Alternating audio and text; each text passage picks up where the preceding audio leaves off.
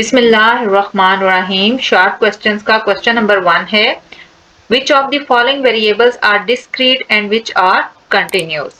तो यहाँ पर सबसे पहले तो हमें ये देखना है कि डिस्क्रीट और कंटिन्यूस वेरिएबल्स क्या होते हैं।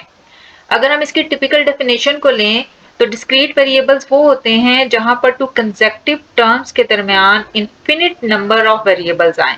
बट ये डेफिनेशन आपको थोड़ा सा कंफ्यूज करेगी, तो सिंपल वर्ड्स में बस मैं आपको इतना समझाऊंगी कि डिस्क्रीट वो होते हैं जिनमें दो वैल्यूज के दरमियान गैप रह जाता है, जबकि कंटिन्यूस में गैप नहीं होता, वो लगातार चीजें चलती रहती हैं, कोई भी गैप नहीं आता। फॉर एग्जाम्पल, अगर मैं यहाँ पर कोई सा भी नंबर लिखूं, होल नंबर 1, देन 2, देन 3, तो अब आप इन दो नंबर्स के दरमियान देखें, 1 और 2 के दरमियान में infinite number of real numbers हैं। यहाँ पर रैशनल और इरेशनल नंबर इस 1 और 2 के दरमियान हैं, जिसे आप 1.01, 1.001, 1.002, तो उसकी कोई लिमिट ही नहीं है। तो ये 1, 2, 3 इस तरह से अगर कोई नंबर एक्सप्रेस किए जाएंगे तो वो आपके पास डिस्क्रीट वेरिएबल्स में चले जाएंगे, यानी इसमें आपका क्या है, गैप आ रहा है। और जो कंटिन्यूस डेटा है वहां पर ये सारी वैल्यूज कवर हो रही होती हैं। जैसे हमारी एज है, एज आप देखें तो वो कंटिन्यूसली चल रही है।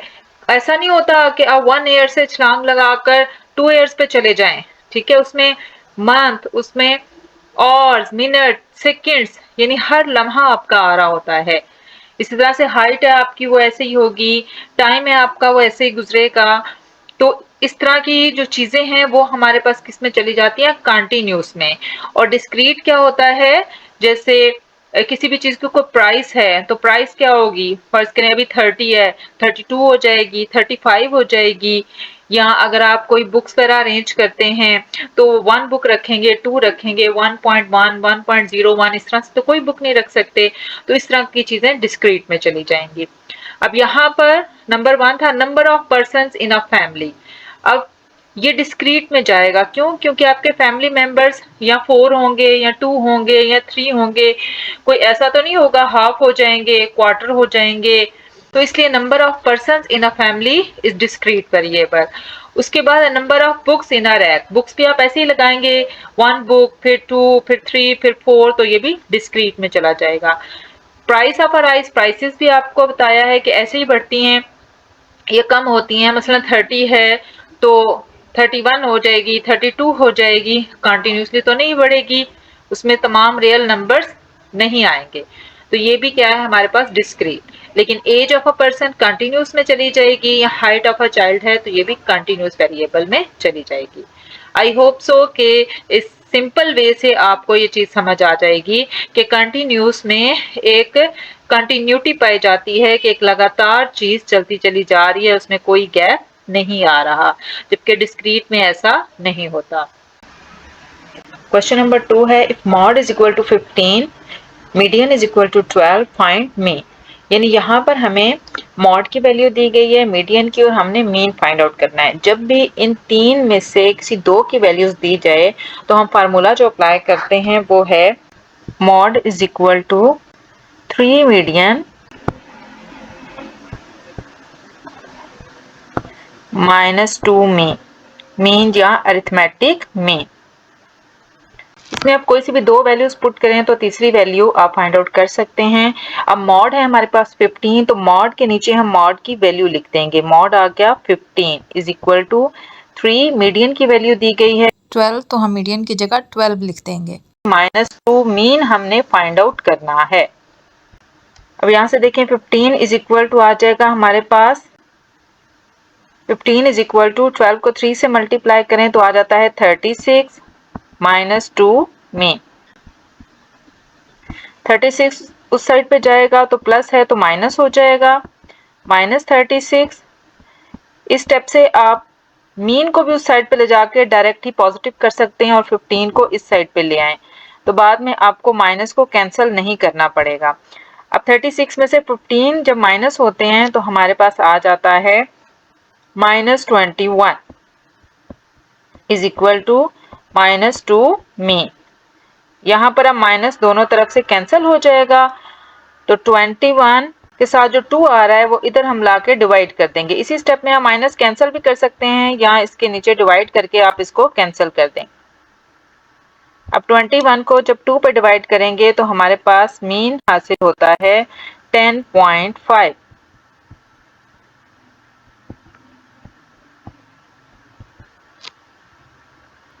ये हमारे पास इसका आंसर आ जाएगा। तो ये हमारे पास इसका क्या है, आंसर बन जाएगा। क्वेश्चन नंबर 3 है define arithmetic mean. Arithmetic mean क्या है उसको डिफाइन करें। यहाँ पर आपने सिर्फ डेफिनेशन लिखनी है। The arithmetic mean is defined as the values obtained by dividing the sum of values by their number। Arithmetic mean क्या होता है कि जितनी भी हमें वैल्यूज दी जाती हैं हम सबको प्लस करते हैं और फिर उसकी तादाद पर उसको डिवाइड कर देते हैं। ये फार्मूला आता है x बार का मतलब है arithmetic mean is equal to summation x का मतलब है कि जितनी भी नंबर ऑफ वैल्यूज है हम सबको प्लस करेंगे ओवर n और उसकी तादाद पर उसको तकसीम कर देंगे।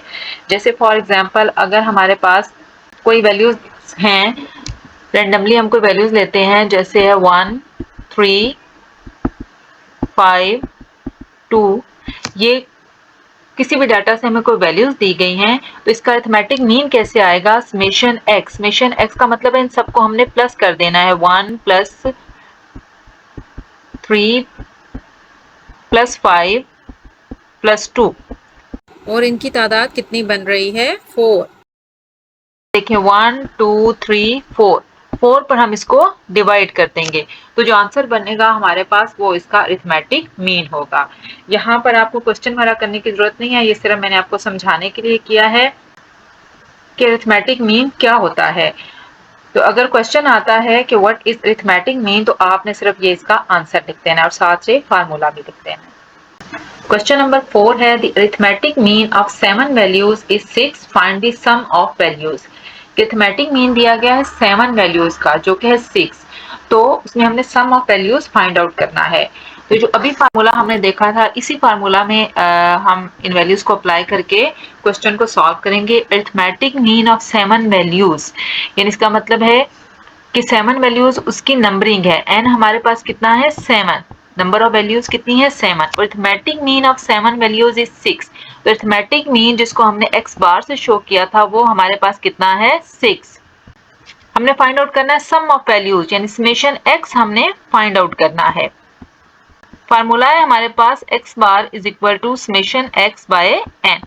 इसमें हम वैल्यूज पुट करेंगे तो हमारी रिक्वायर्ड वैल्यू आ जाएगी। x बार की जगह हम 6 पुट कर देंगे क्योंकि ये अरिथमेटिक मीन है, is equal to summation x यानी sum of values, summation x values को सम करना हमने फाइंड आउट करना है, और n हमारे पास क्या है 7 उस साइड पे जाके क्या हो जाएगा multiply 6 multiplied by 7, summation x हमारे पास क्या आ जाएगा 6 7s are 42।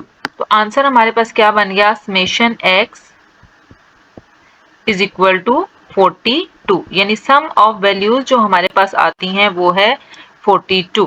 ये हमारे पास इसका क्या है, आंसर बन जाएगा। क्वेश्चन नंबर 5 है डिफाइन मीडियन एंड मॉड। यहाँ पर आपने इसकी डेफिनेशन लिखनी है कि मीडियन क्या होता है और मॉड क्या होता है। मीडियन है the value that divides an arrange data set into 2 equal parts, यानी जो भी आपको डाटा दिया गया आप उसको अरेंज करते हैं, बेशक असेंडिंग फॉर्म में अरेंज कर लें या डिसेंडिंग, यानी छोटे से बड़े की तरफ अरेंज कर लें या बड़े से छोटे की तरफ। नॉर्मली ऐसा ही करें, पहले छोटी वैल्यू लिखें फिर उससे बड़ी फिर उससे बड़ी, तो जो सेंट्रल वैल्यू होगी वो उसका मीडियन होगी। जैसे फॉर एग्जाम्पल अगर मैं यहाँ पर कुछ लिखती हूँ 1 2 3 2 5, तो ये कोई डाटा दिया गया है हमें। अब हम इसको अरेंज करेंगे। अरेंज कैसे करेंगे कि फर्स्ट वन हमारे पास 1 होगा, उसके बाद बड़ी रकम है 2, फिर 2 देन 3 और उसके बाद 5। अब इसके बाद आप क्या करेंगे, हाफ वैल्यूज एक तरफ 2 इक्वल पार्ट्स में डिवाइड करेंगे ना, हाफ इधर चलेगी हाफ इधर चलेगी, तो जो सेंट्रल वैल्यू है वो हमारे पास क्या होगी, मीडियन। ये हमारे पास इसका मीडियन हो जाएगा।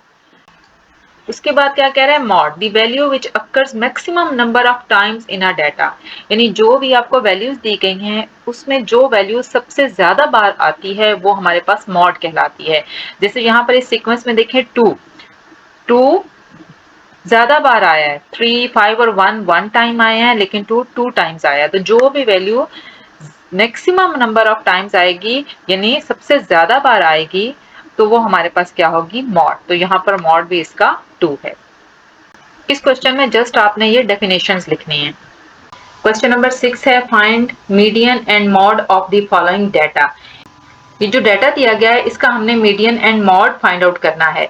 लेकिन यहाँ पर देखें x की वैल्यूज दी गई हैं और f फ्रीक्वेंसी को शो करता है, और ये जो गिवन डाटा है ये बताता है कि ये एक ग्रुप डाटा है।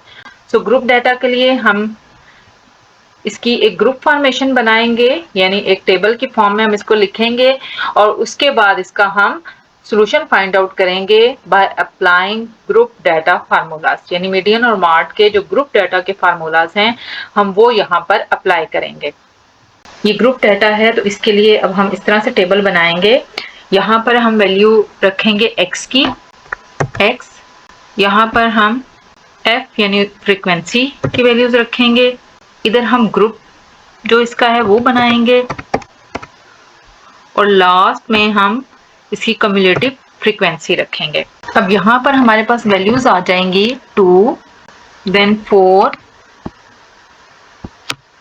देन 6, फिर 8 और उसके बाद आ जाएगी 10। इसी तरह से यहाँ पर 13, देन 20, देन 22, फिर 18 और फिर 10। अब यहाँ पर ये जितनी फ्रीक्वेंसी है इन सबको आपने ऐड कर लेना है, प्लस कर लेना है। तो समेशन f इन सबको ऐड करके हमारे पास क्या आ जाएगा, 83। समेशन f हमारे पास क्या आ जाता है, 83। और इसी समेशन f को हम n भी कहते हैं, ये n की भी वैल्यू है, दोनों वैल्यूज समेशन f भी इसको कह सकते हैं और इसको n भी कहते हैं।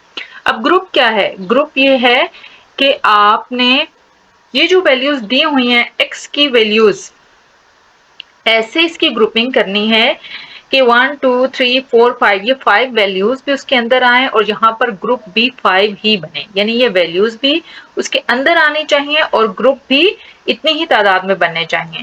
तो हम यहाँ पर इसकी ग्रुपिंग ऐसे करते हैं, फर्स्ट ग्रुप हम लेते हैं 1 से लेकर 3 तक, सेकेंड ग्रुप हम लेते हैं 3 से 5, फिर हमारे पास ग्रुप बनेगा 5 to 7, then 7 to 9 and then 9 to 11। अब देखें यहाँ पर ये जो हमने ग्रुपिंग की है इसमें फर्स्ट एलिमेंट, ये वाला फर्स्ट एलिमेंट 2 भी आ रहा है और एंड वाला 10 भी आ रहा है।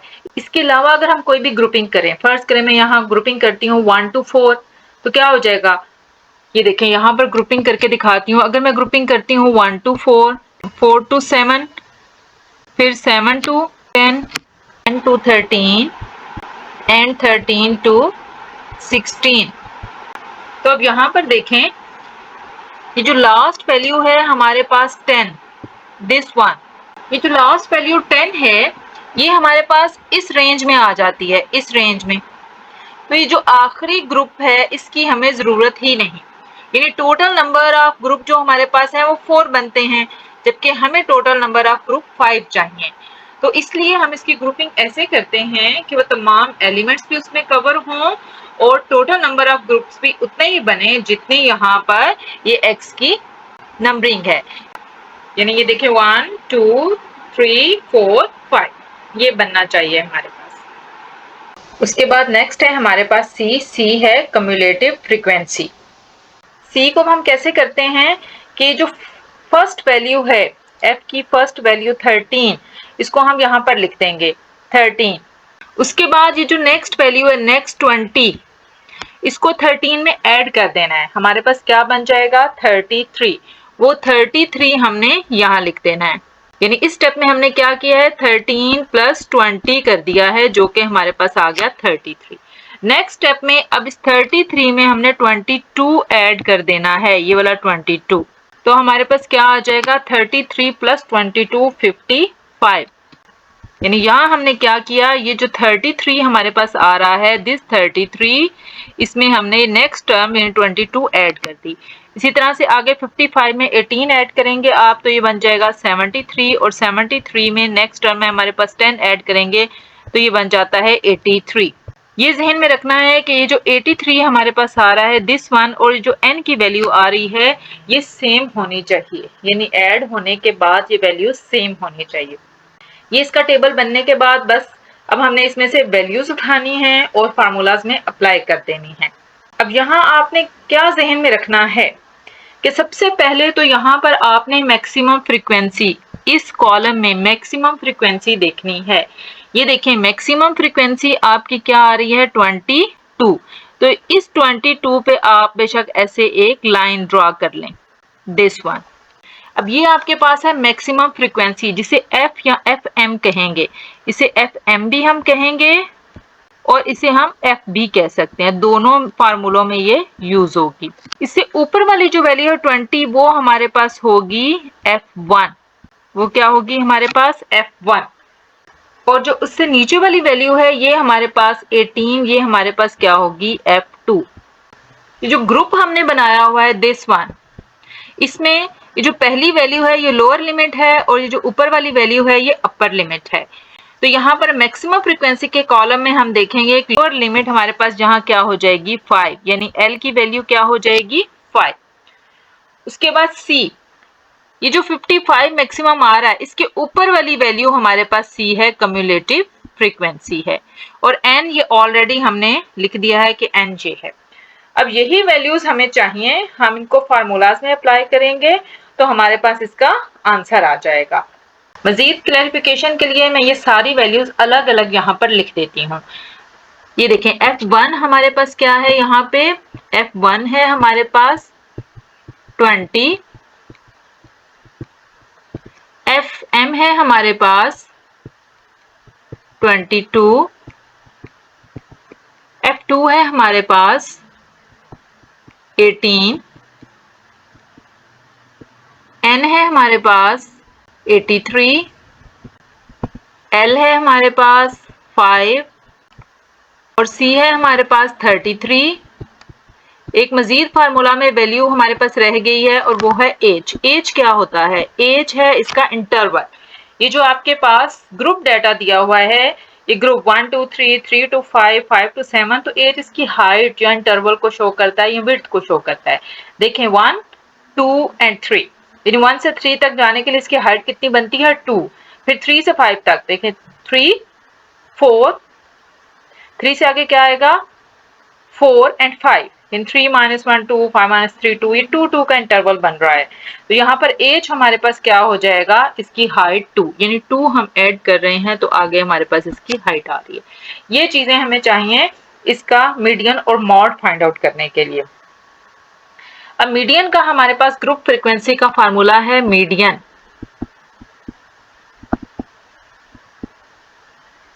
मीडियन इज इक्वल टू हमारे पास क्या होता है L plus H by F into N by 2 minus C। यहाँ पर आप वैल्यूज पुट करेंगे तो हमारे पास इसका आंसर आ जाएगा।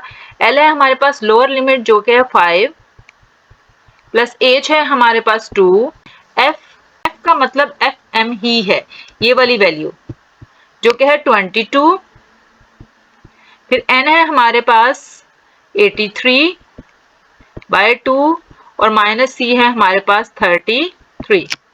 इस सब को जब हम सॉल्व करते हैं तो हमारे पास इसका आंसर आ जाएगा। अब 83 बाय 2 माइनस 33 करें, एलसीएम ले लें बेशक, तो 83 माइनस 66 बाय 2 हमारे पास क्या आ जाएगा 17 by 2 is equal to 5 plus 2 by 22।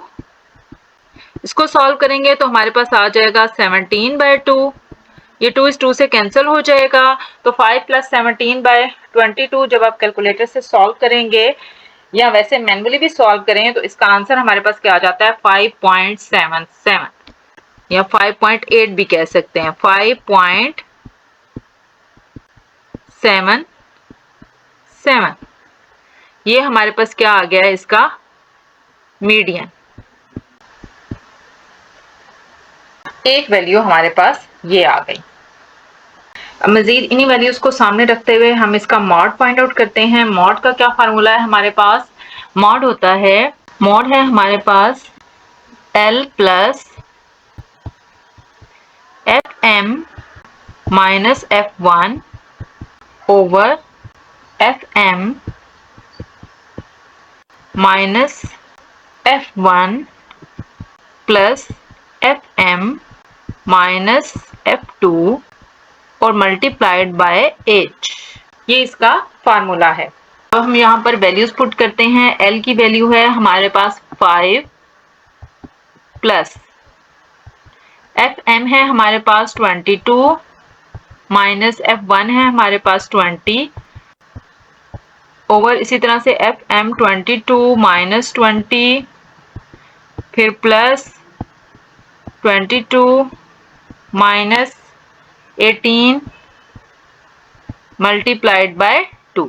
जब हम इसको सिंप्लीफाई करेंगे 22 माइनस 22 आ जाएगा, प्लस 22 माइनस 18 4 प्लस 2 6 और ऊपर 2 आ जाएगा, 2/6 इंटू 2 यानी ये हमारे पास बन जाएगा 5 प्लस 2/6 और मल्टीप्लाइड बाय 2। जब हम सॉल्व करते हैं तो हमारे पास आंसर बन जाता है, मॉड आ जाता है हमारे पास 5.66। ये हमारे पास मॉड आ जाएगा।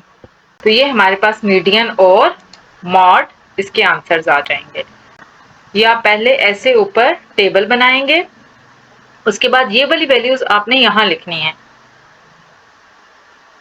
और इसे सॉल्व कर लेना है। मैंने इसको साइड पे सॉल्व कर दिया है।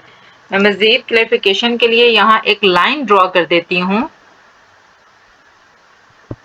तो आपने सारा पेज के डाउनवर्ड क्वेश्चन सॉल्व करना है, क्योंकि मैं बहुत ज्यादा डाउन अगर इसको सॉल्व करूंगी तो फिर आपको ऊपर वाला पोर्शन सारा इसका नजर नहीं आएगा। तो आपने इसको वर्टिकल ऑर्डर में ही सॉल्व करना है।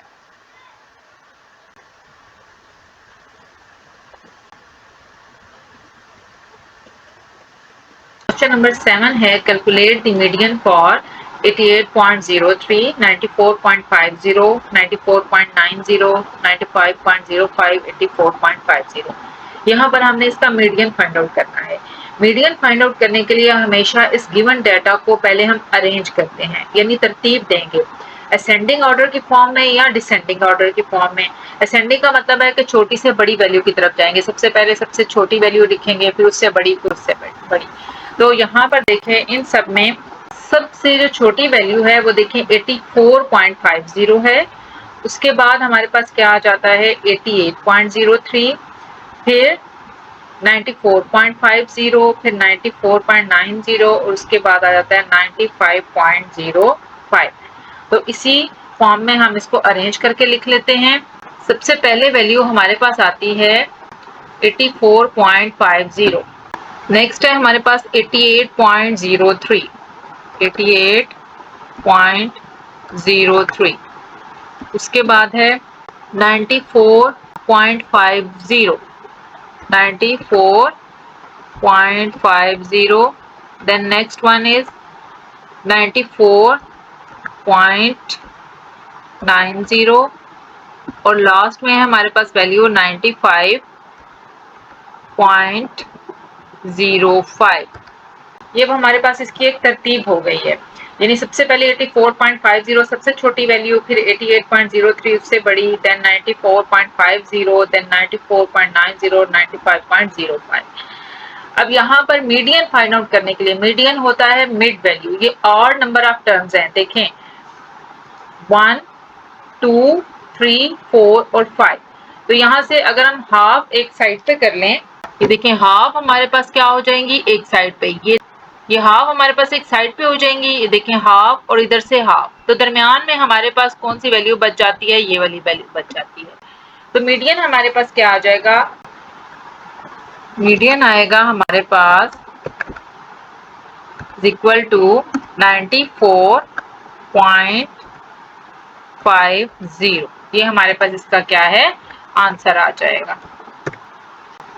बहुत इजी सा क्वेश्चन है, आपने जस्ट यहाँ पर इसको अरेंज करना है, एक तरतीब देनी है असेंडिंग ऑर्डर में, और फिर जो सेंट्रल वैल्यू है वो इसका मीडियन लिख देना है। क्वेश्चन नंबर 8 है, right formula to find median for group frequency distribution. यहाँ पर जस्ट हमने इसका फार्मूला लिखना है कि अगर ग्रुप डाटा दिया गया हो तो उस सूरत में हम उसका मीडियन कैसे फाइंड आउट करते हैं। तो मीडियन होता है is equal to L plus H by F into N by two minus C. यहाँ पर एल उसकी लोअर लिमिट है, एच क्लास इंटरवल को शो करता है, एफ फ्रीक्वेंसी है, N total number of frequencies हैं, और सी कम्युलेटिव फ्रीक्वेंसी को शो करता है। जब इससे रिलेटेड क्वेश्चन सॉल्व होंगे तो ये आपको फार्मूला क्लियर हो जाएगा कि यहाँ पर वैल्यूज कैसे अप्लाई करनी है। इस क्वेश्चन के आंसर में जस्ट आपने ये याद करना है फार्मूला और लिख देना है। क्वेश्चन नंबर 9 है, डिफाइन स्टैंडर्ड डेविएशन। यहाँ पर आपने इसकी बस सिंपल सी डेफिनेशन लिख देनी है विद फार्मूला कि the standard deviation of a set of n values x1 x2 so on xn। यानी अगर आपके पास n नंबर ऑफ वैल्यूज हैं तो उसकी स्टैंडर्ड डेविएशन के लिए दो तरह का फार्मूला आप यूज करते हैं। वैसे ये अनग्रुप डाटा के लिए है, लेकिन यहाँ पर डेफिनेशन के लिए ये काफी है। इन standard deviation is equal to summation x minus x bar arithmetic mean को शो करता है, इसका whole square by n number of terms हैं, और इसका स्क्वायर रूट। यहाँ ये भी लिख सकते हैं, या आप ये भी लिख सकते हैं कि standard deviation is equal to summation x square by n minus summation x by n का होल स्क्वायर रूट। तो बस अगर ये क्वेश्चन आता है तो आपने इसकी इतनी ही डेफिनेशन लिख देनी है, और इन दोनों में से चाहे तो जस्ट एक फार्मूला लिख दें, यानी इसको आप जस्ट जहां तक बेशक लिख सकते हैं। ये जो r के साथ फार्मूला लिखा है ये बेशक ना लिखें। This standard deviation of a set of n values x1 x2 so on xn is defined as standard deviation is equal to summation x minus x bar whole square by n का square root. Question number 10 है, how can we calculate the median for odd data. Odd data का median calculate करने के लिए हम ये formula use करते हैं कि median is equal to n plus 1 by 2th value.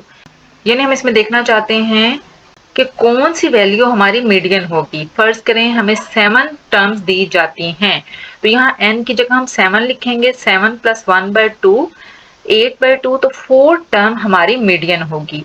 यानी जितनी नंबर ऑफ टर्म्स होंगी वो n हम यहाँ लिखेंगे, तो हमें पता चल जाएगा कि मीडियन कौन सी वैल्यू होगी। बस इसके आंसर में आपने सिर्फ इतना लिख देना है।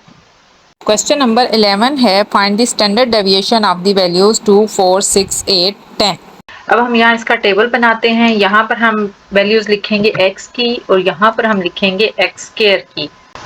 अब x की वैल्यूज हैं हमारे पास 2, देन 4, फिर 6, फिर 8, और उसके बाद है हमारे पास 10। और x स्क्वायर हमारे पास क्या आ जाता है, यानी हमने इसका स्क्वायर लेना है। x की वैल्यू 2 है तो 2 2s आर हमारे पास क्या हो जाएगा 4, फिर 4 4s आर हमारे पास क्या बन जाएगा 16। 6 का स्क्वायर लेंगे तो 6 6 आर 36, 8 8s आर 64, और 10 10s आर 100। अब हम इसको सम अप करेंगे तो यहाँ पर x को जब हम सम अप करेंगे तो समेशन x हमारे पास आ जाता है, यानी 10 8 6 4 और 2 को जब हम ऐड करते हैं तो ये हमारे पास बन जाता है 30। और x स्क्वायर की वैल्यूज को जब हम ऐड करते हैं तो समेशन x स्क्वायर हमारे पास बन जाता है 220। और n हमारे पास ये नंबर ऑफ टर्म्स हैं, this one 1 2 3 4 5 5 number of terms हैं, 2 4 6 8 और 10 ये 5 हैं, तो n हमारे पास कितना आ जाता है 5। अब स्टैंडर्ड डेविएशन के फार्मूला में हम ये वैल्यूज पुट कर देंगे। Standard deviation is equal to क्या है हमारे पास summation x square by n। यहाँ पर आप अरिथमेटिक मीन वाला फार्मूला भी यूज कर सकते हैं, minus summation x by n का होल स्क्वायर, यानी स्टैंडर्ड डेविएशन का दूसरा फार्मूला भी आप यूज कर सकते हैं। इसमें अब हम वैल्यूज पुट करते हैं। समेशन x स्क्वायर हमारे पास है 220, n की वैल्यू है हमारे पास 5, माइनस समेशन x है हमारे पास 30, बाय n है हमारे पास 5, इसका हम ले लेते हैं होल स्क्वायर, इसका आ गया हमारे पास स्क्वायर रूट। इसके नेक्स्ट हमारे पास आ जाएगा इज इक्वल टू 220 को जब हम 5 पे डिवाइड करेंगे तो हमारे पास बन जाता है 44, माइनस 30 को 5 पे डिवाइड करें 6 और 6 का स्क्वायर बन जाता है 36। तो ये हमारे पास बन गया स्क्वायर रूट 8, 44 माइनस 36 8, और जब हम 8 का स्क्वायर रूट लेते हैं तो हमारे पास वैल्यू आ जाती है 2.84। ये हमारे पास स्टैंडर्ड डेविएशन आ जाती है इसकी। तो ये हमारे पास इसका आंसर बन जाता है। क्वेश्चन नंबर 12 है right formula to find mode of a group frequency distribution.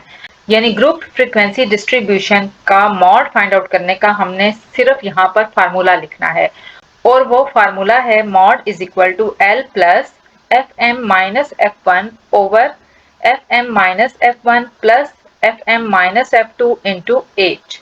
सिर्फ आपने ये फार्मूला यहाँ पर लिख देना है ग्रुप फ्रीक्वेंसी डिस्ट्रीब्यूशन का मॉड फाइंड आउट करने का। एफ मैक्सिमम फ्रीक्वेंसी को शो करता है, F1 उससे ऊपर वाली फ्रीक्वेंसी है और F2 उससे नीचे वाली फ्रीक्वेंसी होती है। क्वेश्चन में ये आपको एक्सप्लेन किया गया है। L उसकी मैक्सिमम फ्रीक्वेंसी की लोअर लिमिट है, H उसकी विड्थ को शो करता है। क्वेश्चन नंबर 13 है how can we calculate the median for even data. Even data में मीडियन फाइंड आउट करने के लिए आप ये फार्मूला यूज करते हैं जिससे आपको पता चलता है कि कौन सी नंबर ऑफ टर्म उसमें मीडियन होगी। Median is equal to 1/2 into n/2th plus n/2 plus 1th value. यानी यहाँ पर n जितनी नंबर ऑफ टर्म्स होंगी 6, 7, 8 वो यहाँ पर n की जगह लगाएंगे तो आपको पता चल जाएगा कि कौन सी वैल्यू उसका मीडियन होगी।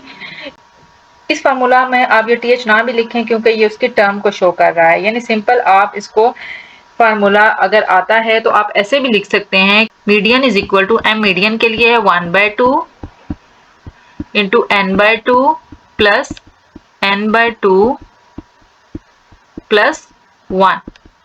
बस जस्ट आप ऐसे भी ये फार्मूला लिख सकते हैं सिंपल वे में भी।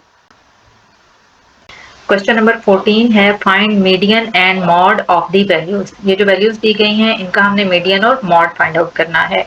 मॉड तो होता है मोस्ट फ्रीक्वेंट वैल्यू, यानी जो सबसे ज्यादा बार इसमें आती है, और मीडियन सेंट्रल वैल्यू है। लेकिन उसके लिए आपको पहले ही बताया कि डाटा हमने अरेंज करना है। अरेंज का मतलब है तरतीब देना है, छोटी से बड़ी वैल्यू की तरफ अरेंज कर लें या बड़ी से छोटी की तरफ। हम छोटी से बड़ी वैल्यू की तरफ इस डाटा को अरेंज करते हैं। यानी हम सबसे पहले लिखते हैं -4, फिर हमारे पास है -1, देन 0, 0 के बाद वैल्यू आ जाती है 2, अगेन 2, अगेन 5 एंड देन 7। ये हमारे पास डाटा अरेंज हो गया है।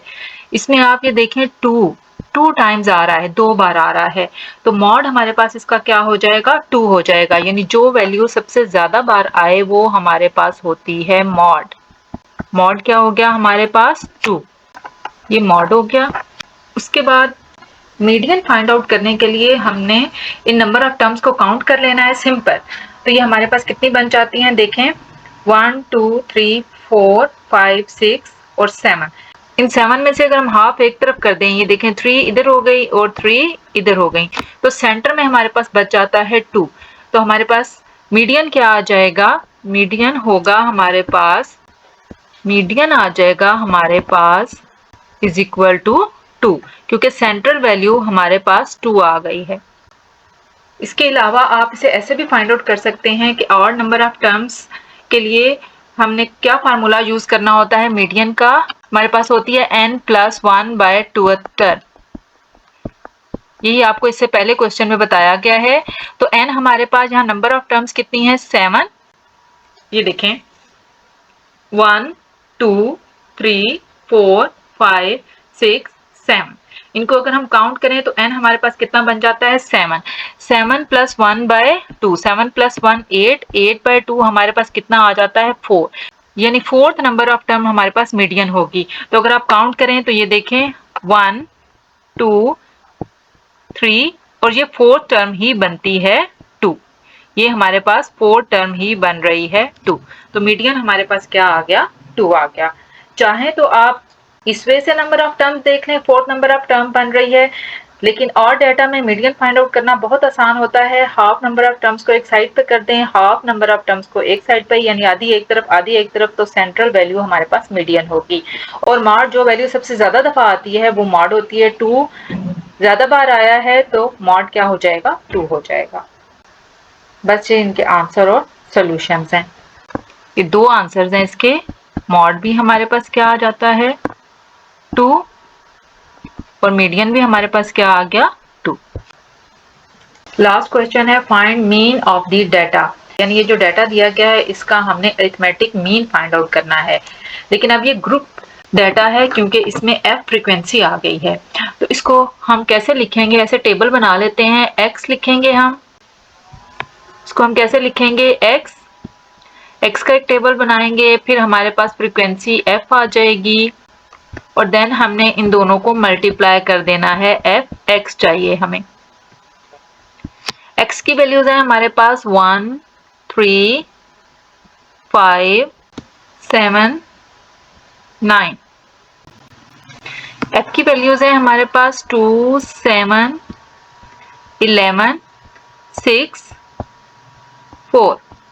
इन सबको जब हम ऐड करेंगे एफ की वैल्यूज को 2 + 7, 11, 6 एंड 4, तो ये हमारे पास टोटल नंबर ऑफ टर्म्स यानी समेशन एफ हमारे पास कितना आ जाएगा 30। इन दोनों को हम मल्टीप्लाई करेंगे, एफ एक्स का मतलब मल्टीप्लाई करना, एफ एक्स 2 1s are 2, फिर से 7 3s are 21, 11 5s are 55, F और एक्स को मल्टीप्लाई कर रहे हैं, 6 7s are 42, 4 9s are 36। इन सबको जब हम प्लस करेंगे तो हमारे पास बन जाता है summation F x. Summation F x हमारे पास आ जाता है 156। अब मीन मालूम करने का ग्रुप फ्रीक्वेंसी का फार्मूला क्या है, अरिथमेटिक मीन, या आप एक्स बार भी लिख सकते हैं। ये होता है हमारे पास summation F x by summation f. Summation f की जगह बहुत से टीचर्स यहाँ पर एन भी लिखते हैं, यानी आप summation F x by N भी लिख सकते हैं, वो भी ठीक है। तो समेशन एफ एक्स की वैल्यू हम यहाँ लिखेंगे जो कि हमारे पास 156 ओवर समेशन एफ हमारे पास है 30। जब हम इसको डिवाइड करते हैं तो हमारे पास आंसर बन जाता है 5.2। तो अरिथमेटिक मीन हमारे पास क्या आ गया 5.2।